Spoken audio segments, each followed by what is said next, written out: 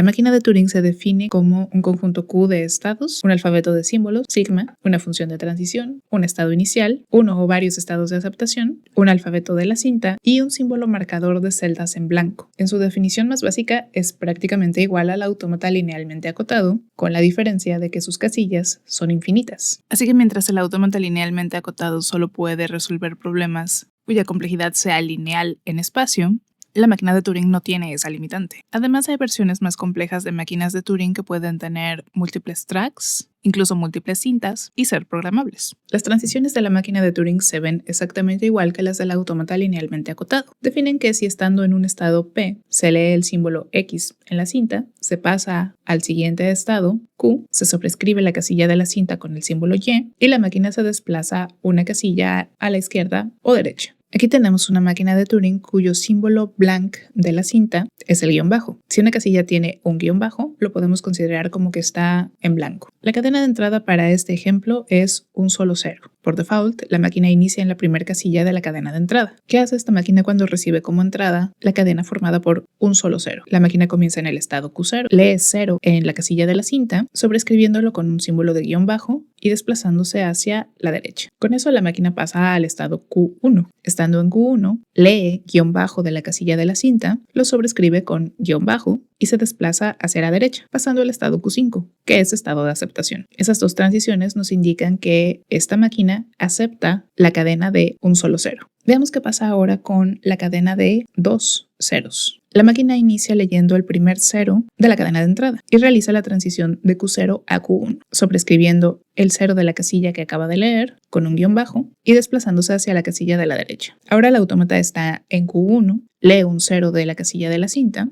y la transición de Q1 indica que sobrescriba el 0 con una X y a continuación se desplace a la derecha, pasando al estado Q2. Con eso la cinta queda de esta manera, con una X donde antes estaba el segundo 0 y un guión bajo donde estuvo el primer 0. El autómata está ahora en el estado Q2. Estando en Q2, lee el carácter de guión bajo, lo que equivale a blank. El autómata sobrescribe esa casilla con guión bajo y se desplaza hacia la izquierda, pasando entonces al estado Q4. Cuando el autómata está en Q4 y lee la casilla con X, la sobrescribe con X, dejándola igual, y pasando hacia la izquierda, continuando en el estado Q4. Cuando en Q4 se lee el carácter de guión bajo, se sobrescribe con guión bajo y el autómata se desplaza hacia la derecha, pasando a Q1. Cuando en Q1 se lee el carácter de X, se sobrescribe con X, de nuevo quedando igual, y pasando hacia la derecha. Y finalmente, cuando en Q1 se lee carácter de guión bajo, se sobrescribe con guión bajo y se pasa a la derecha, yendo ahora hacia el estado Q5. Esta máquina de Turing acepta a la cadena de dos ceros. Queda entonces la pregunta de cuáles son las cadenas que acepta esta máquina de Turing. Ya vimos que acepta la cadena de un solo cero y la cadena de dos ceros. ¿Pero aceptará la cadena de 3 veces 0? ¿O qué tal 4 veces 0? Spoiler, esta máquina no acepta cadenas de ceros de cualquier longitud, sino cadenas de ceros que siguen un patrón específico.